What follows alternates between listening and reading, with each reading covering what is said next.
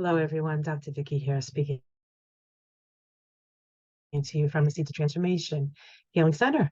It is time for Taroscopes. We're going to be doing the Taroscopes for the sign of Leo. That's Leo Sun, Leo Moon, or Leo Rising. For the month, the last couple of months have been quite intense. We went through a South Node eclipse season, and we had the nodes of the moon shift in July, and we've been renegotiating our contracts ever since.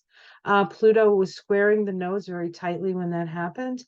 And a week after the node shifted, we had 3 exact squares of the nodal axis by Pluto, abuse of power. And we've had a real eyeful of abuse of power since, both abuses of power, people being held accountable, and abuses of power that people have yet to be accountable for.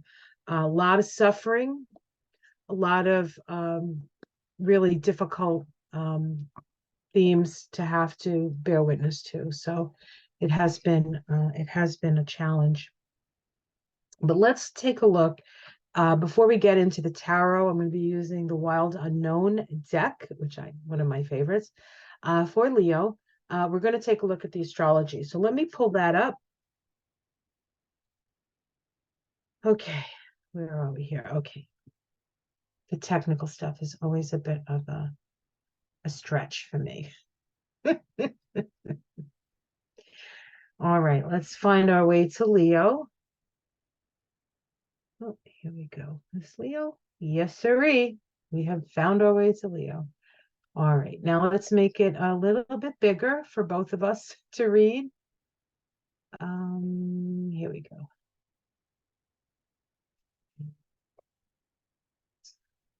Okay, here we go. Okay, here we go. Here we go. All right, here we go. Mercury's not retrograde yet.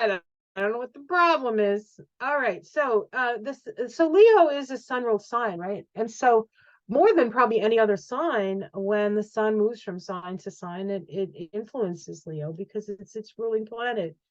Well, Leo will have the sun in Sagittarius until the 21st. That's the 5th house of fun, gambling, children. I guess children are a bit of a gamble. Romantic love, creative self-expression. It's the Leo house. So we have the sun in your house, Leo. The sun's in the house.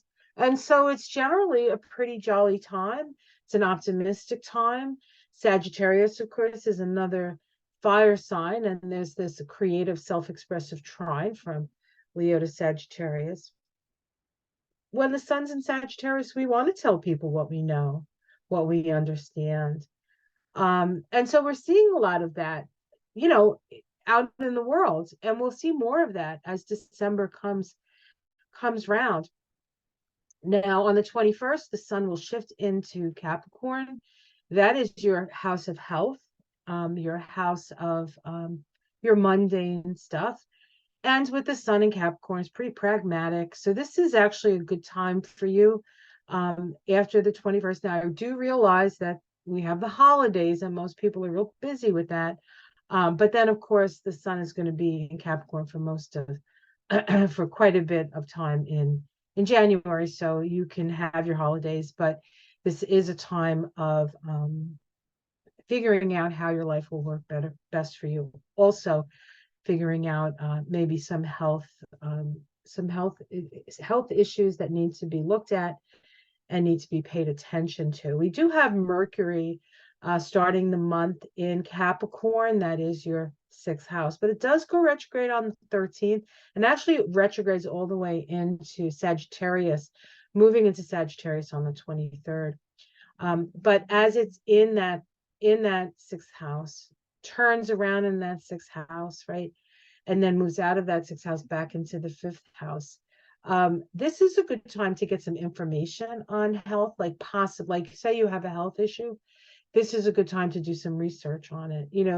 Mercury retrograde really is a much more introspective retrograde, even in Capricorn. So how can I make my health work better for me? What kind of habits do I need to make? What kind of discipline, because Capricorn is discipline, do I need to have in order to be healthier and live a healthier life? So that's a possibility with this Mercury retrograde period. And then Mercury is going to go direct. So Mercury spends a lot of time in this area of your chart. So it's a good time to do the research, and then it's a good time, perhaps maybe after Christmas, to put that into effect.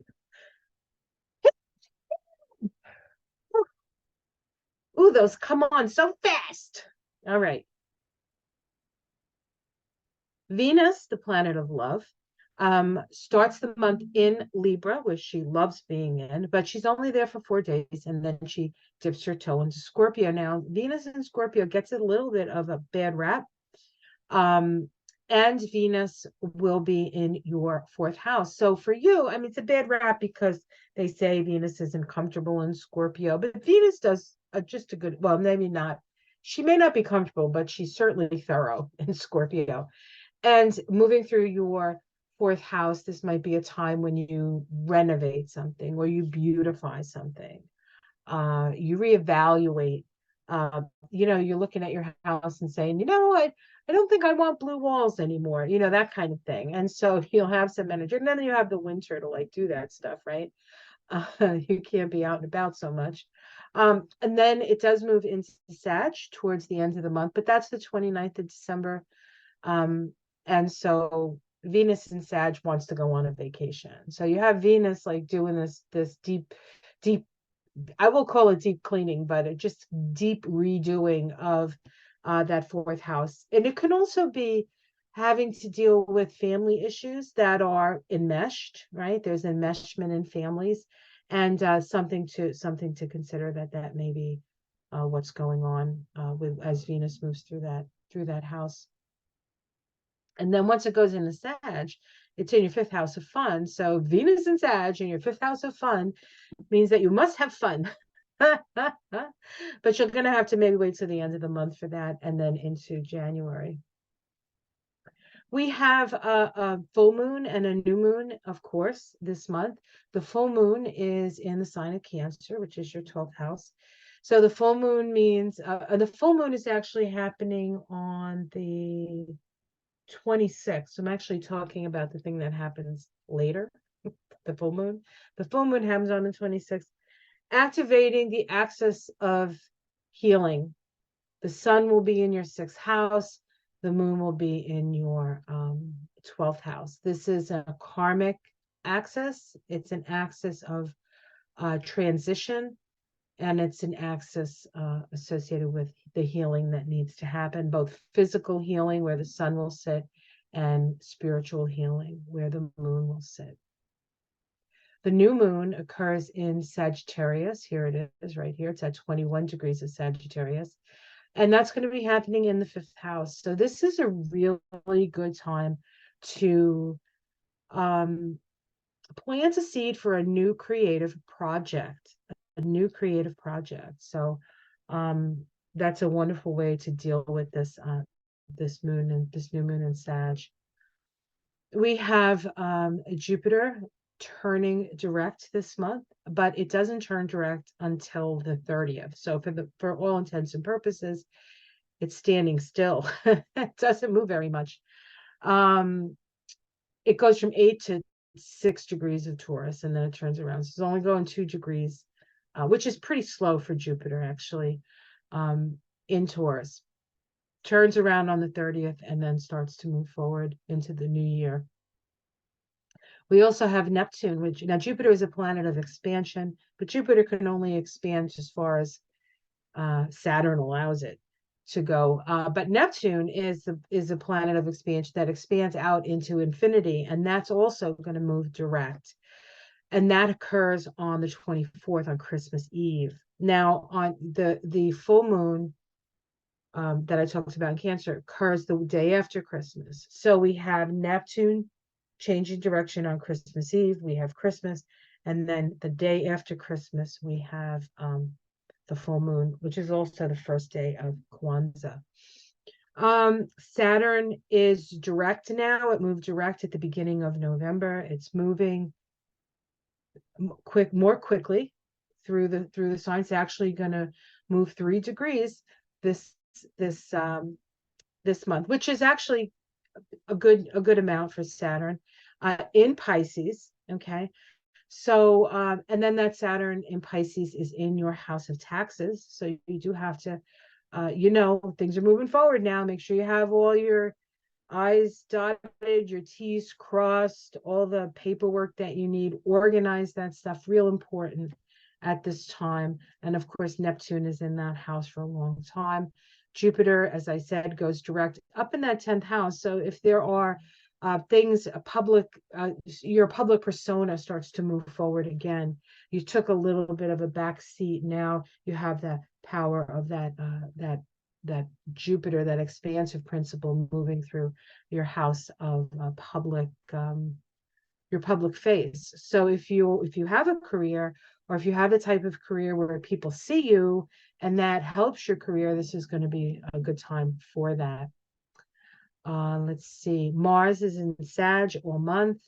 And so this is your house of fun and romance. Mars, can be a little bit challenging too. There might be some quarrelsome stuff going on, most likely with your children. Excuse me. Oh my goodness gracious. I'm like all kinds of sounds here. All right.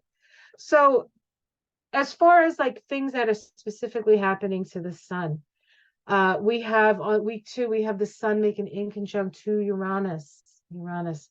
The sun is our purpose. Uranus is a willingness to sort of look outside of the box. We might have to make some adjustments around that. Uranus is also this energy of wanting to be free to be who you are.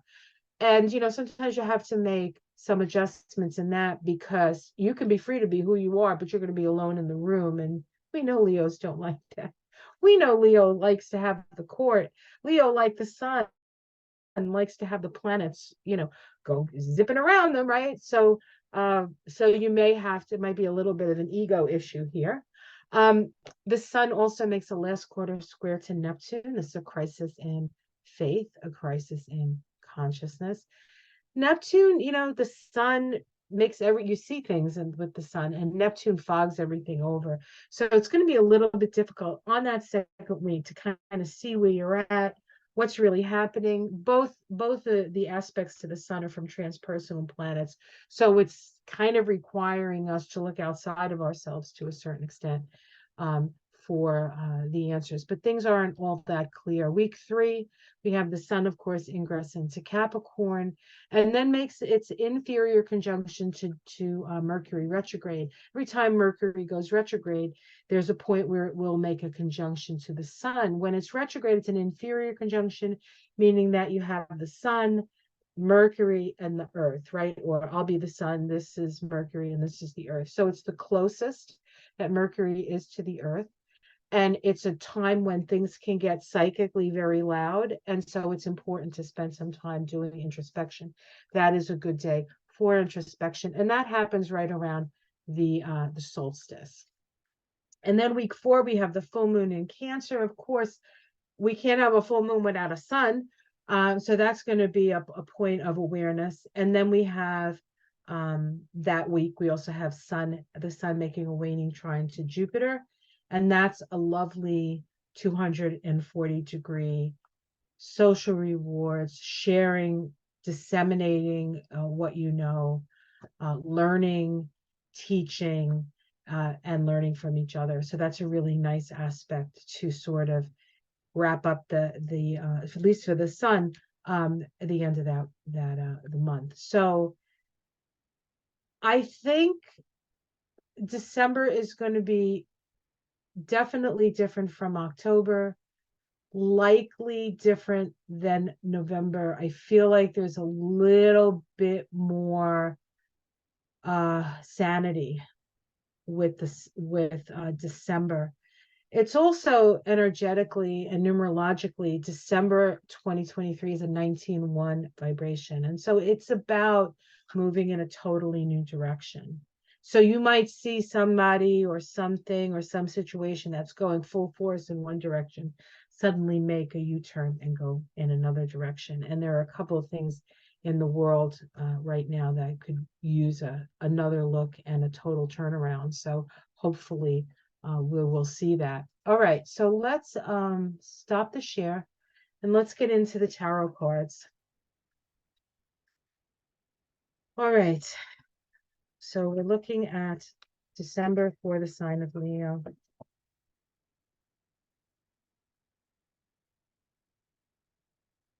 And Leo's really hasn't had it easy this year, mainly because of the Venus retrograde in Leo. We really had to get in touch with our own heart, our own inner core, our own specialness. A lot of times with Leo, you try to get the adulation from the outside, right? But that's putting your happiness in somebody else's hands, which is never a good idea.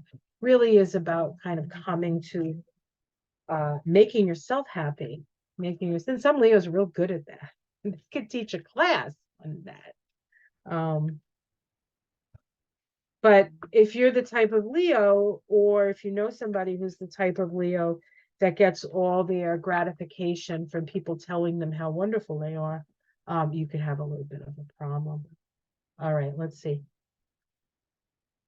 All right, well, we start with financial issues, but these are this is a stable card, so it's financial. So what really this means is you have money on your mind, and not just money like, oh, I need more money because I need a new Tesla. It's money that's going to create a firm foundation for yourself. What challenge is that? We have the Hierophant here. Now, this is the government, and you might say, oh yeah, the government's going to come for the taxes, but this is also this is a Taurus card, and we have Uranus in Taurus, and we can see here we have this, cracking. This is Uranus here. And if you see lightning, we can assume Uranus has been there. This person has the key. So there's the need. So if your situation is one of trying to figure out the finances so you can have stability, you may need to speak to an expert. Maybe you even need to speak to, I mean, I don't know how if this is even a thing, the IRS or a good accountant or somebody who knows the system, because that's what the system is. It's like you want to have security, but you don't understand how the system works. All right, let's see what's underneath it. The Leo card, strength. This is actually the vibration for 2024, people. We're going to be in an 8-year. So we're going to get real intimate with this card. But this is about, as you sow, so shall you reap. It's also about coming from a higher place, keeping your lower nature under the control of your higher nature, your spiritual nature. So not allowing the less desirable lower nature stuff to sort of rear its ugly head, I guess. Let's see what's in the past. So you've spent an awful lot of time, but this can be traveling. This can be you went on a trip. Perhaps you went on a trip this year. But this is about figuring out your soul's path. This is about figuring out who you are and getting on your path. And because it's in the past, I want to say you've done that. You've done your due diligence and you know where you're going. And now it's time to move into the new, right? And this at the root, this is next year's vibration. So we know that you're sort of ready to take on the future, so to speak. In the sky, we have the Four of Swords. The sky card, I often will see it as like advice from spirit, and spirit says rest and protect yourself, and maybe spend this time sort of taking care, getting some rest. It's been a very difficult few months, I know, and you need to while you may want to stay sort of aware of what's going on. Sometimes staying aware of what's going on doesn't help you to transcend, transmute, transform what's going on within your own self, because there's this shock and awe sort of energy that we need to be able to see past and move through. And it's going to take perhaps some isolation in your case. We have the Father of Pentacles here in the immediate future. This is my dad. My dad. I'm sorry. um, he's in spirit. So this is somebody who understands money. So I would suggest that you talk to somebody who understands money, who understands things like investing, if that's what you want to do, but somebody who understands how money works and how you can build upon it. Like, what are your, and it's not just money, it's your resources. So figure out what your resources are, figure out where you stand, figure out what you have, what you don't have, what you need, all of that stuff, right? All that financial stuff. How it's seen from the outside, it's been a long climb. Yeah.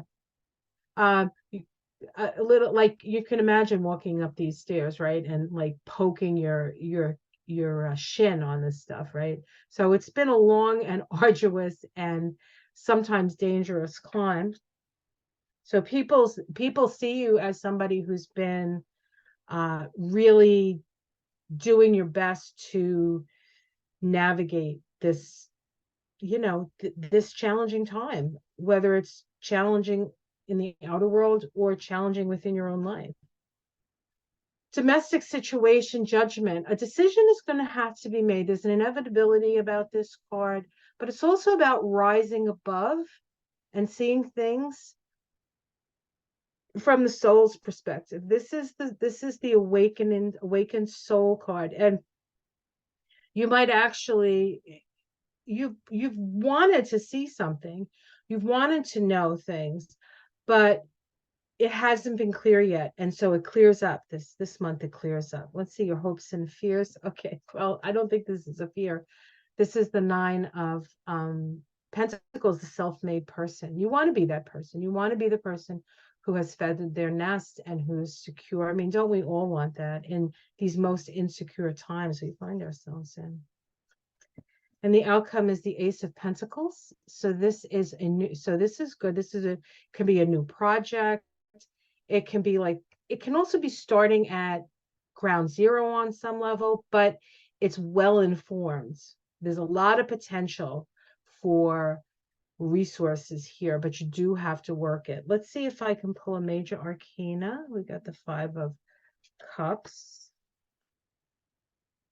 the Six of Wands, victory, and the Eight of Pentacles. So this is just keep working, deal with your stuff, get over, there are some losses here. You need to mourn them, but you also need to get over them. Let's see what's underneath. We have the Son of Swords, or in this deck, it's the Knight of Swords, coming in with the sword here, specifically with a focus.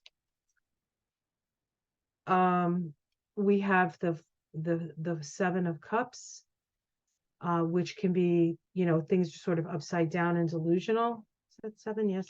And the Five of Swords. So,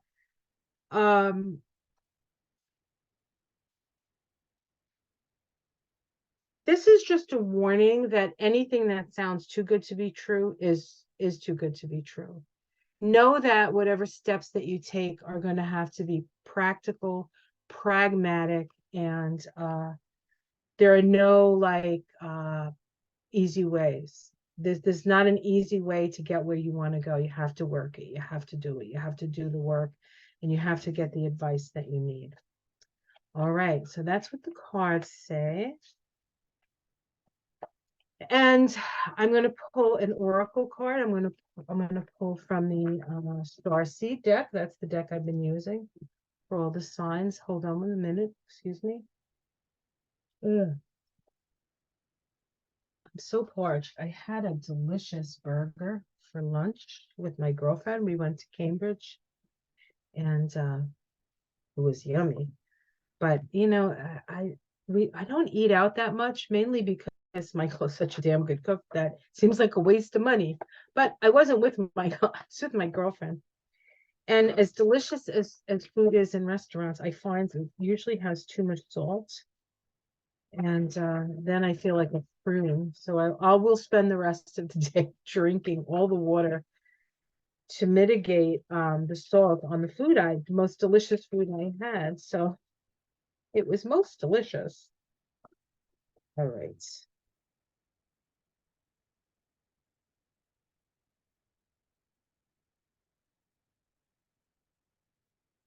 All paths lead home. Isn't that a beautiful card?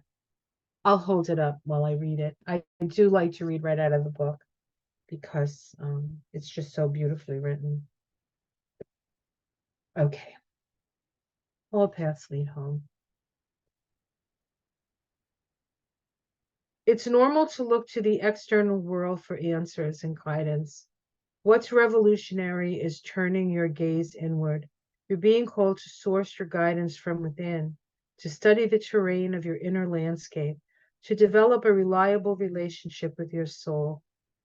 The more time you spend connecting with your soul, the deeper the connection will become. The challenge for empath is staying connected without cutting off from the world. The best way to do this is to develop a daily practice that helps you to keep checking in, to draw on the wisdom within, and to let that be the authority in your life.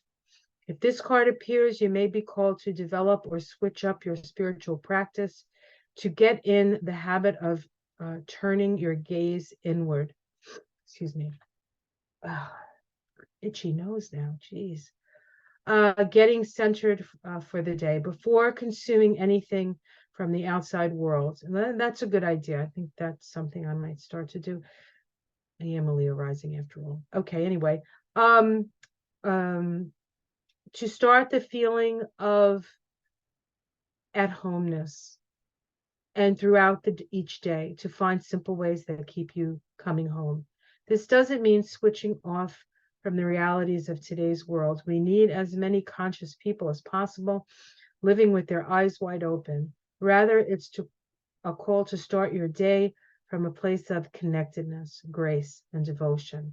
So when you go out into the world and when you let the world in, you do it from an unshakable state of being, a state where you draw your strength, authority, and guidance from a place deep, deep within. And that's interesting because the strength card was at the nadir of the reading. And the nadir is really the root of the reading. And the root is that you need to keep your roots strong, keep your roots strong in whatever way you have to do that. And this sounds like a really good practice. All right. Have yourself a wonderful month. I do wish that for you. Enjoy your holidays if you're so inclined to celebrate in December. Be aware and take care. It's a crazy world out there, and we don't need any other problems. If you would like a reading with me, this is a great time to schedule something. You can schedule it for yourself to see what's coming up for this 8 year that we're going to face. As you sow, so shall you reap. Of course, Pluto's going back into Aquarius, so that should be interesting. And of course, we have the presidential election this year. And this year coming promises to be like no other year yet. So, of course, that could have been said for this year and the year before that, and the year before that, and the year before that. It's been a what a long, strange trip it's been. If you would like a reading with me, oh, I said that I do 1.5 hour and hour readings. The link is below. If you've never had a reading with me, it's a combination of astrology, Kabbalah, and numerology. Kabbalah is the study of the tree of life. And it's a great reading. It changed my life, and it made me decide to do this so I can help other people really understand who they are from the inside out. What else? Oh, if you'd like to support my work in a financially, I do have a Patreon page. The link is down below. For as little as $5 a month, you can support my work. And the more support I can get, of course, the more stuff I can put out. I mostly put stuff out on YouTube. Also, of course, I put it out on Patreon, especially the Taroscopes. They get the Taroscopes first. They get the information first. But I also have some things planned to do just for my Patreon. Um, so there's that. All right. Okay, so I will see you again next month, next year for the Taroscopes. Until then, take care of yourself and namaste.